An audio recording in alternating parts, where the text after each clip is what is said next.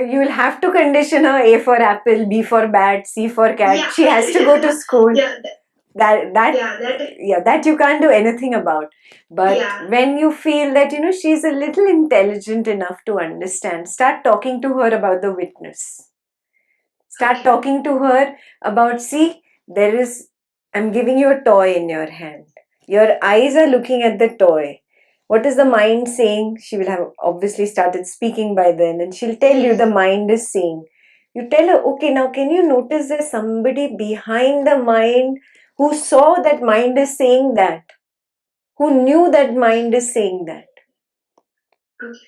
Yeah. So start doing this from a young age. So from a young age, when the child is recognizing, oh, there's something behind the mind, he might come up with all his stories. Oh, there are two eyes looking at me, God is looking at me. It's okay, those stories are fine, but he should know that there is something behind the mind that is knowing this right now, knowing what I'm doing. Yeah. So how my grandmother taught me is that I was 8 years old. So she used to tell me, when nobody is looking, God's eyes are on you. Can you recognize? See, God's eyes are behind the mind. And I understood that. So I never ever, even as a child, got tempted to take something that was not given to me. Even if a toffee was left outside, if I felt like picking the toffee up, just like a child would get interested, I would remember her words, God is looking at you even if nobody's around. So I would stop. These are cute things that you introduce when they are little kids, and then when they grow to teenage, 11, 12, you give that God a name, witness. Don't call the God Krishna or Radha and give another conditioning. Witness, that is the witness if your child understands English or whatever your local language is. Sakshi in Sanskrit. Okay. Teach the child. It becomes so easy. I mean, I thank my grandmother every single day for teaching me these things. I feel it's easy at the young age, Didi, than going like at this age and then start unconditioning. It's easy if they don't have so much of labels. Correct. Like small things that we can avoid. Yes. Yeah. Thank you, Didi.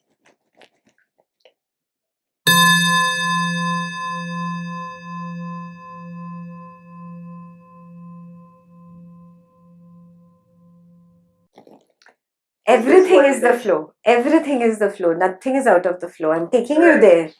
Where am I taking you with this? You recognize, oh, a thought arose on its own and went off. It is just an arising. That is why I gave them only one word, arising. Yeah, it's not my word. It's come from Greg Gödel. He got it from John Klein. So it has come down through the tradition of masters. Okay.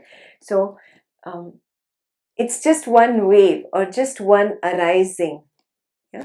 And then another thought comes, that is another arising. Another perception, like a perception of sight, a feeling, a thought. We have only put these different labels for mental phenomena. But if you really do the homework on what is a thought really made of, you'll find nothing but awareness. What is a feeling really made of? You'll find nothing but awareness. Same thing you do for perception. What is that perception of that computer made of? It's nothing but awareness. I have no proof if that object really exists out there.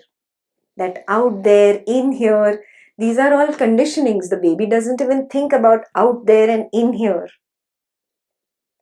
So it is an arising, just a wave arising, falling, arising, falling, arising, falling. Doesn't matter what labels we've given to different waves, it's just arising, falling of its own accord. There is no chooser of these arisings. Yeah, I don't want to give the others, but you got the trend. There is no intender, there is no doer, there is no experiencer, there is no guesser, there is no rememberer or forgetter. There is nobody there. It is all happening. This is the real meaning of the flow. It is all a happening.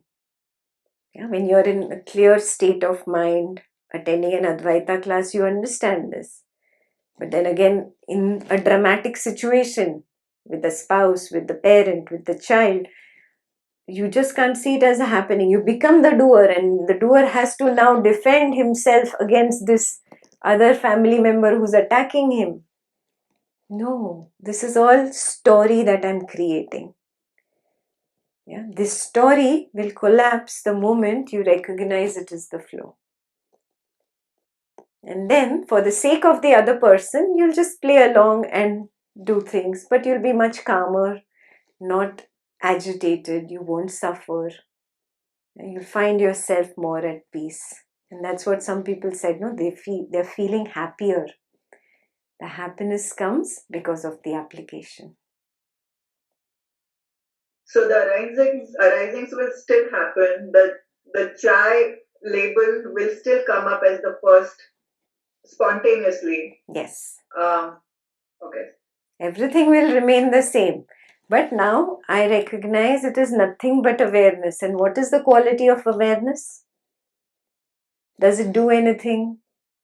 Does it experience anything? Is it happy? Is it sad? None of these. It is non-turbulent, it is peace, it is an equanimity, a straight line. And that's what you will start actually being yourself. And it'll show in your behavior, it'll emanate out of you, it'll radiate out of you. Then you know that, yes, you have applied this experientially in your life, and it's not just mere intellectual words. Thank you.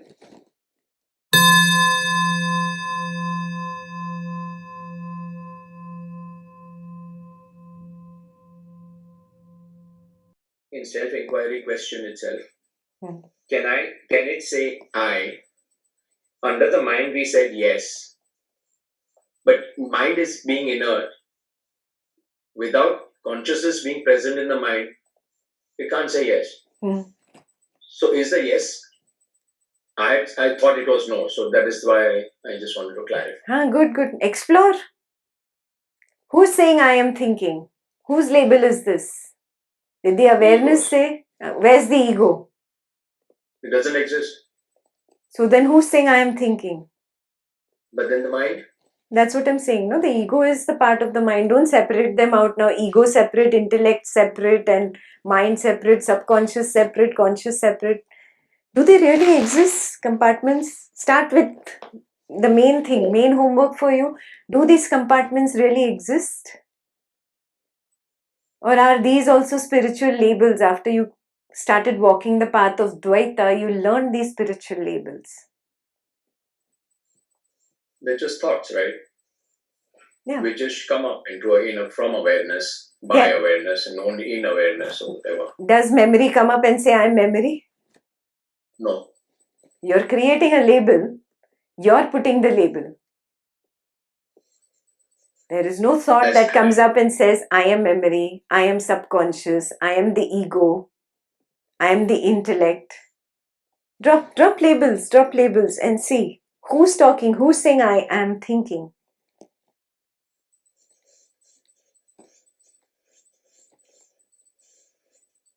It's the doer, right? Who's the doer? Yes, the label is a doer. Well, the same thing as a thought. A thought comes up, and there is an ownership of the thought, as we said. Somebody owns the thought and says that I am the doer. Wait. Who is this somebody? Is there somebody behind the thought saying I am the owner? But that is a false understanding of. So what am I saying? The whole thing. Yeah, direct experience. By direct experience, who said I chose chai? Oh, it just came up. So it is a thought. Yeah. Thought says I, but it is a fake I. Oh, the thought says I. Okay, understood. Okay. Yeah, that's what it's called. I thought. No, you missed Ramana Maharshi session, is it? No, I was there. So in Ramana Maharshi, everything starts with I thought. Who wants to know this? I want to know. Who is I? Go look for the I. Can you find the I? There it vanishes. You realize, oh, it was just another arising which vanished. Okay. Yeah. Thank you.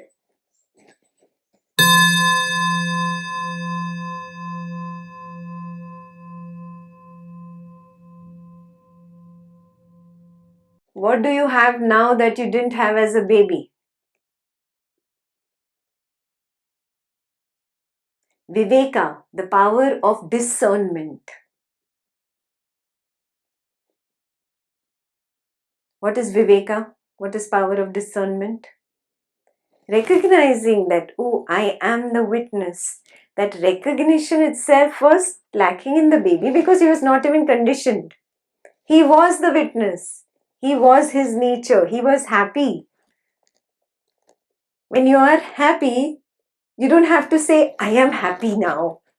No, you are happy. You are happiness itself. You don't recognize that happiness because you are not anything other than that happiness. Do you see what I'm saying?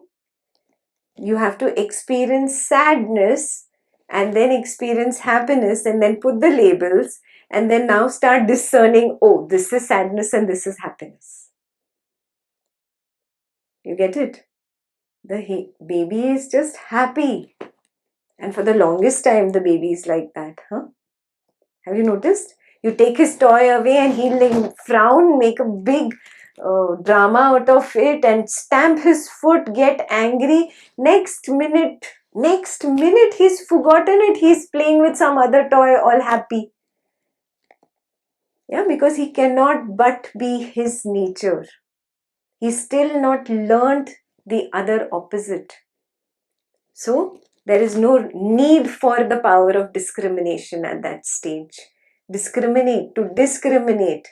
discern is between two states. He's not learnt duality yet. Right? You learn duality and then you have to discern between good and bad, right and wrong, real eye, fake eye. Yeah? Then only you drop the fake and you establish in the witness. Baby is happiness. He's not happy. Okay? That's the difference.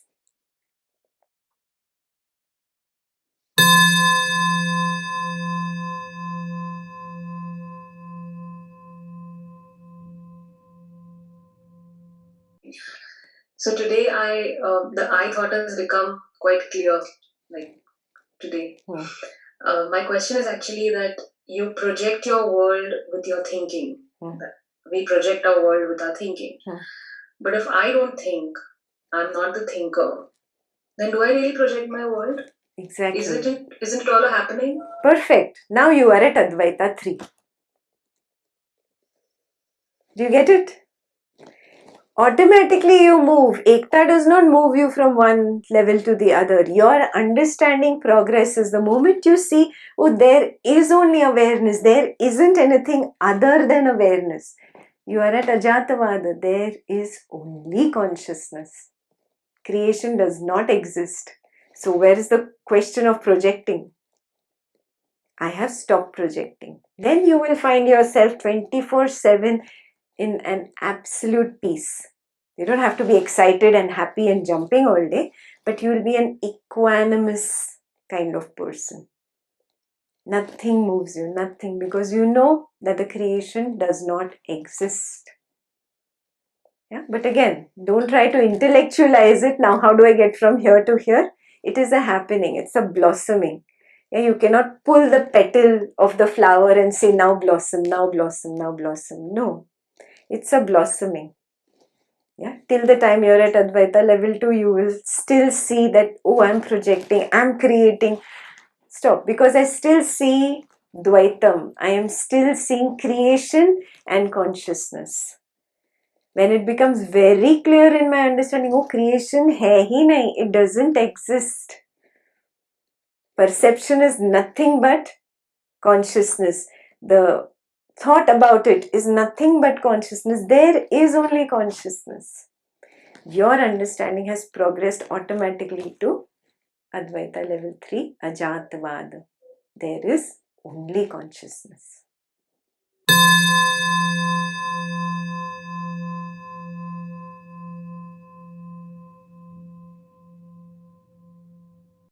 Not future, There was a even sense of- present. Right now, if I'm thinking right now, I'm projecting. 100% it's going to happen. Even a small Right, thing but like I will get up and go to the restroom, and then you decide, no, I won't go. You've already programmed yourself. You will get up in 5 minutes, in 10 minutes, unconsciously, unaware, find yourself in the restroom. Yeah? Who is doing it? It's just the thought, nothing else. Till the time I have taken this stand as the mind, I consider myself as the mind, I will keep projecting.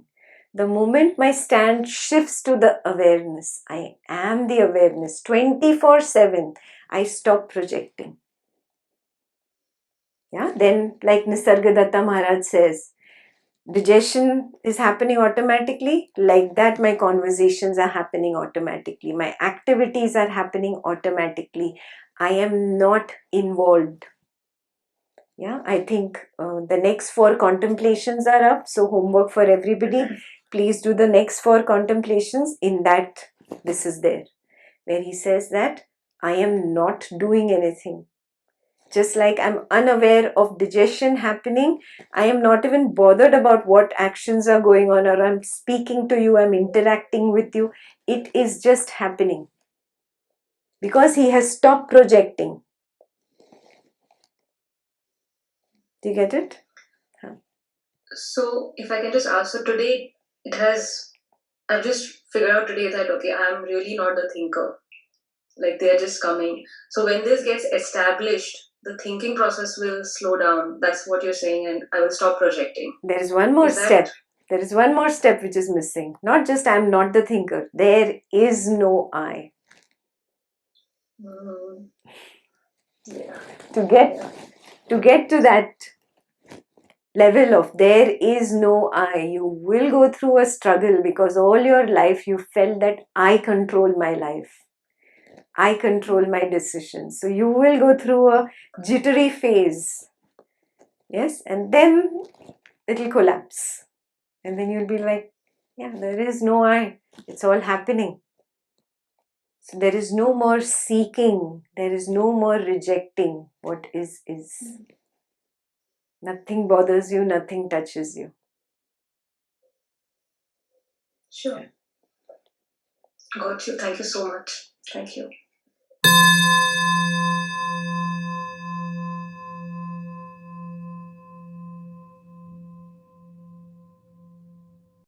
Again, recognize, even like in that entire beautiful round white moon, there is one little part that is not white. That one little spot. There is that spot even in your big misery. One little spot is not attached. Find it. You will find it in the heaviest misery, in the heaviest depression. Find it. It's very evident. There is a part of me that is watching me all agitated, angry, fully in this drama, but that part of me is not touched. The moment you catch hold of it, now just start moving closer to it. Is this different from me? This person reacting right now, this drama, this agitation, this emotion, this feeling, is this feeling different from that one little dot which is unattached? Is it different from awareness? It's just moving towards that. Can I just move myself back, back, back? See, the only thing that is pulling you into the drama is your false sense of I am the doer. I have to prove I am right in this fight. I have to prove that I was, always correct. Some sense of control has taken over. Yeah, but there is this one little dot. That is the meaning in those Zen, that Zen symbol. Inside the black, there is a dot white, and inside the white, there is a dot black. Yeah, you recognize that unconcerned spot and move. And then finally you will see that, oh, this unconcerned spot does not have the anger, does not have the drama. There is no depression here. This is who I am. This is what I am. Those were just thoughts. Those thoughts of anger, that drama, that hatred came and went away. I have already seen in my experience that only one perception exists at a time. Only one thought exists at a time. So those perceptions are gone. Yeah? I am replaying number 100 thought comes up and replays these together, puts them together, creates a scene. Again, start recognizing what we are doing has to be done experiential when you are in a situation. Just find that dot and then pull yourself back. So basically, asangatvam is what we have to remember Yes. again and again. Yes, that is your key. The key to move from any attack of Maya to that unconcerned state. It is all there in our scriptures, beautifully described. How to again and again go back to the witness. And in the witness, there is no depression, no hatred, no anger. It is a quiet equanimity. Yeah. Remember, even when you go there, you're carrying a new remnant thought that is saying, oh, but I was feeling sad because of this. Again, it's a new thought that has arisen and is going to dissolve. Again, a new thought will arise and dissolve. Recognize it again and again. It is a new thought. It is only referring back to the incident that happened 5 minutes ago or 10 minutes ago. Really, was there a thought called memory sitting over there and taking notes? And that memory thought has come right now in the present moment and is saying, yes, correct. I am the witness. Is there something like memory? No, I just created the whole scene in my mind.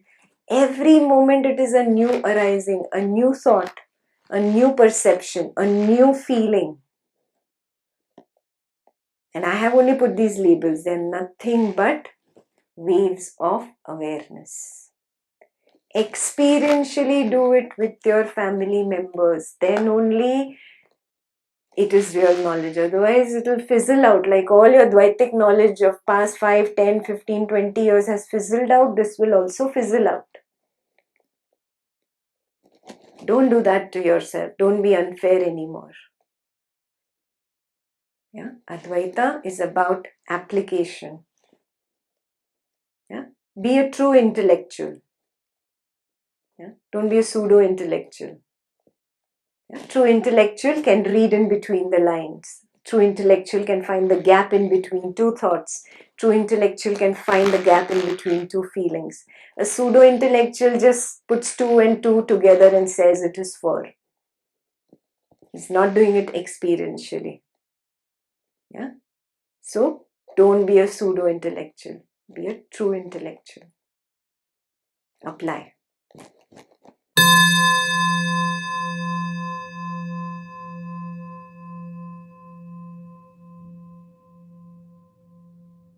Is that the same in animals? They are constantly in awareness but lack viveka. Well, we don't know that again in our direct experience. So anything I will say again will be hypothetical. Yeah. So if this was a Dvaitam session, I could bring up all kinds of theories, but I don't want to go towards Dvaitic knowledge.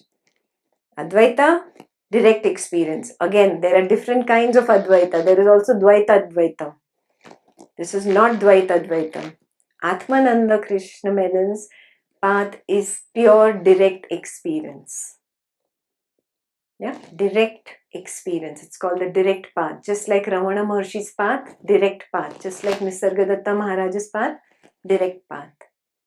Yeah, even Shankaracharya's path is not direct. Shankaracharya's Advaita still has some borrowed Dvaitic knowledge like causal body, subtle body, physical body. All that is not entertained by Ramana or Nisargadatta Maharaj or Atmananda Krishna Menon. Absolutely only direct evidence. Yeah, somebody posted a video on Flock about which explains karma as, or we are all whirlpools in the same river, and then the whirlpools dissipate and then they meet down at the end of the river that is how a new body is formed and reincarnation happens. Theory. Atmananda will not explain that way. That which is not my direct experience is an undeclared point. I keep it in the parking lot. Yes. Only that which I can verify with my direct experience is that which I really work on. That is the direct path. Thank you.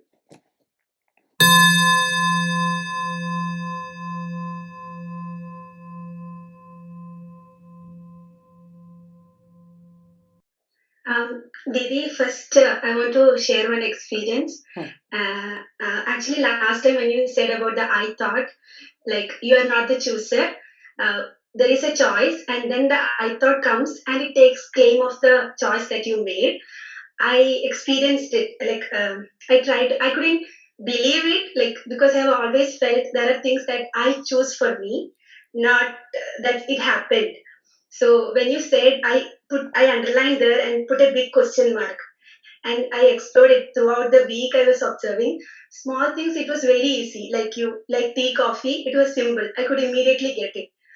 But when I started thinking about the big choices that I have made, it was very difficult in the beginning. It's like, no, I did it. It didn't happen to me. I did it. Like, and as it progressed, it was such a relief. Like, okay, it just happened to it's just happened. It's not a choice that I made.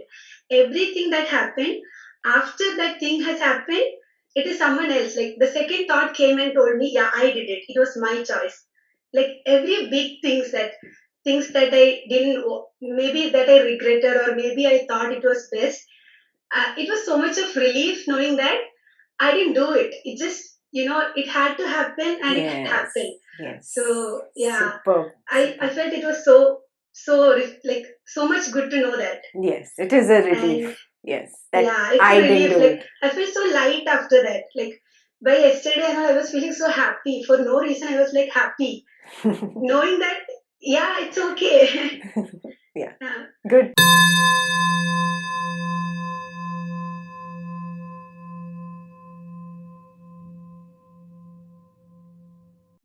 So I wanted to share an experience that I went through this week on all the sense organs, basically. So what I did was, of course, I went through the seeing experience and then the hearing experience and all that independently. Yeah. Then at one point I thought, let me do all at once. All the 5. Yeah. Okay. I'll just exclude the thought process at this point, but the 5 basic sense organs. Yeah. And I figured I understood or I experienced that at any given point in time. Let's say I'm seeing something, and I'm also touching, I'm hearing, there was music, everything going on, all 5 things going on. But at one point in time, I can only do one, or I can only focus on one. For example, when I was seeing something, I could only see the other 4 were basically negated. Yeah. That means they did not even exist. Yeah. Same thing I did with hearing, and then I could not see anything, or I could not even feel the touch or sense anything of that sort. Yeah. Yeah. Or smell it, or in smell, or even whatever I was eating. So I did all 5 at once. Yeah. But I could see that only one was in action, and the other 4 were negated. Yes. So that kind of gave me a thinking that okay, one is claiming to be the owner of this object or the world. Or one sense organ is trying to claim that this is my world. Yes. And the other 4 are being negated. So it is then I started thinking, if one is active and the other 4 are negated, then those 4 did not exist at that point in time. Similarly, when I brought sound in, the other 4 did not exist. Then I brought taste in, the other 4 did not exist. So then they did not exist at all. So that's kind of the experience or experiment I kind of went through. Perfect. Just wanted to share that. Yes, perfect. Very good. Yeah. And why does our mind see everything together as one movie? Because the mind does not have the capacity to really see one at a time. It's like seeing that fast moving train. These are moving so fast that they seem like one single line of big box, but really it was many compartments of the train moving. Similarly, perceptions are one after the other. Yes. So perception of sight, then now there are feelings. Now you just did with 5 perceptions. You can take this to another level. Do with perception of sight, a feeling, a sensation in the body, and a thought. Yeah, they are so fast. But Right. really you can only do one at a time. And really the others don't exist means they really don't exist. But this is again intellectual. I want you to recognize this, that I really have no proof of anything existing. Yeah. Every morning these eyes open and the screen comes on. And I can recognize that. Yes, I can recognize that nothing is outside this awareness of mine. Yeah. Good. Very good. Thank you.